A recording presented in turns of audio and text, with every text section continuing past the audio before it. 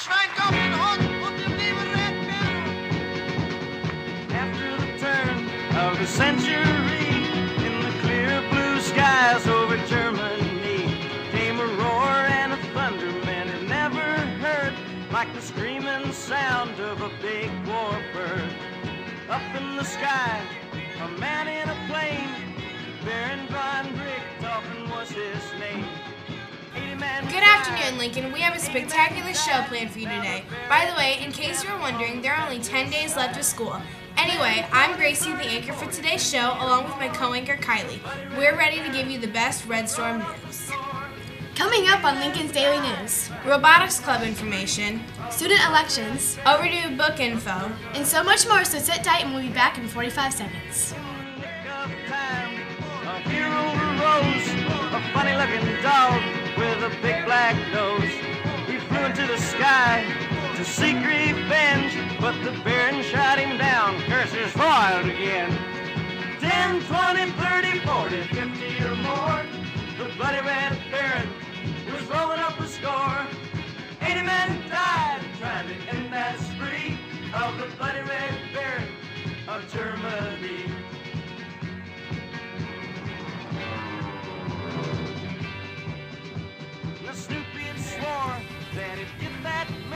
And we're back in Studio 1A at Lincoln Junior High School in Plymouth, Indiana. Here are today's top stories. All books are due back on Friday, but teachers, please continue to encourage your students to return their late items. Mrs. Day would also appreciate it if you would look around your room for any books and magazines that belong to the library and return them to her soon. Before the end of the year, Mrs. Day has to relabel computers and chargers with a new barcode. She will also be putting new labels on those computers and chargers that need them. Computers will start staying at school this Wednesday and will be collected soon after. There will be a call-out meeting for the PHS Robotics Club this Thursday, May 21st in room 139 at 3:30. If you like robotics and want to continue to work with them, be sure to attend this meeting. If you have any questions, see Mr. Miller. Attention current 8th graders looking forward to getting into high school. There will be student elections for student council and class officers on Thursday, May 28th. It is really important that all students get involved in their school and community, and this is your first opportunity. You will be allowed to nominate yourself for both student council and class officers, but you may only be elected to one. Take this opportunity to get involved in high school. Today is Alyssa Gritton's birthday. We want to wish you happy birthday from everyone here at PTV2. Now let's head to our corner. What's going on, Olive? Thanks, guys. There's quite a bit happening, but before I start, I'd like to give a shout out to our sponsor, Van Gilder Funeral Home, where they know how important respect is. Lincoln lost by one stroke at last weekend's conference, having them placed at second. As devastating as the one-stroke loss is, Lincoln was happy to see that Chapman Yoder was the individual conference champion. He posted the best round of the day and of his career with 38.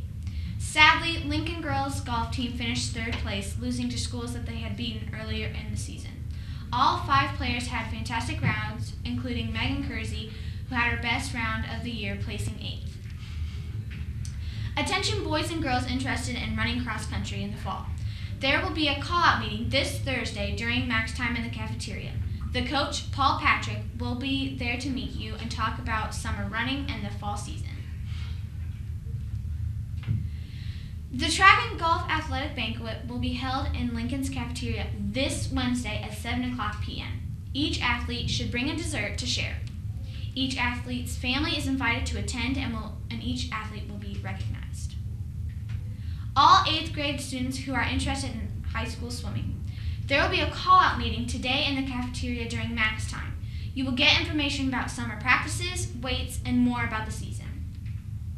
Speaking of weights, there will be a summer weights call-out meeting tomorrow if you are interested in getting stronger and learning about the weight room. Be sure to attend this meeting. A $3 donation is appreciated. This meeting is for both 7th and 8th graders.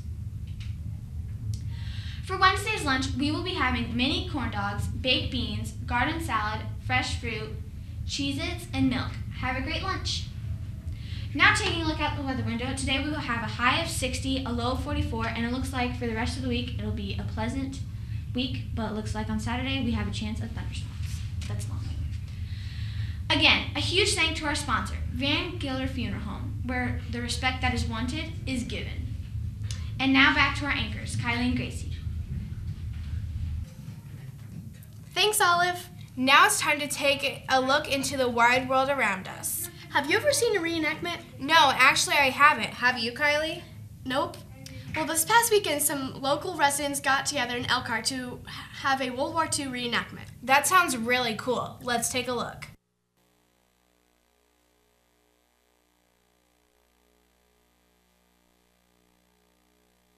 It was an event that forever changed the world's landscape, and this weekend, the city of Elkhart paid tribute to the greatest generation. Fox 28's Eric Crouch shows us how a group of reenactors turned back the clock to make Elkhart Municipal Airport look more like a European battlefield from the mid-40s. A month shy of 92, a World War II veteran watches men reenact something he saw in real life. We had the water jugs on our back and big full field pack, you know, and you had a big rifle. The snake pits on the infield of the Elkhart Airport not nearly as ominous today as they were on the actual battlefield. There at night, make sure you don't stick your head up, you know. Larry Kijak grew up hearing war stories from his father, who was a veteran of WW2. That war was a war. The other ones, you know, the Vietnam War, which I was in and stuff, a little bit different, but we got to keep the memories of that great generation alive. For the people who participate in the reenactment, this isn't just a game of dress-up. They take their jobs very seriously. Ian Baker has been participating in reenactments for 18 years. He does them year-round. He believes the biggest thing he can do is educate. That's probably the worst misconception that people have, is that, oh, you know, we were the only ones in World War II. No, it was a global conflict. And as participants learned, it was also a loud one. A little ringing of the ears reminding us that freedom rings true, and the contributions of the greatest generation should always be remembered. In Elkhart, Eric Crouch, Fox 28 News. There was also a USO-styled big band performance Saturday night, including a Bob Hope impersonator. I wish I would have been there. Yeah, that would have been really neat. So let's review today's show. Be sure to turn in your library books. The track and golf banquet is Wednesday. Make sure to get your name in for student elections, 8th graders. Finally, your feedback is important to our team. If you have a question, concern, or something you want on the show, email us at ptv2@plymouth.k12.an.us. That does it for us today. If you want more incredible Red Storm sports, weather, and news, go to lghdigitalstorm.com. Today's show was brought to you by Van Gilder Funeral Home, supporting you through your toughest times. See you right back here tomorrow, same time, same place. 80 men tried, 80 men died. Now they're buried together on the countryside. 10, 20, 30, 40, 50 or more. The bloody red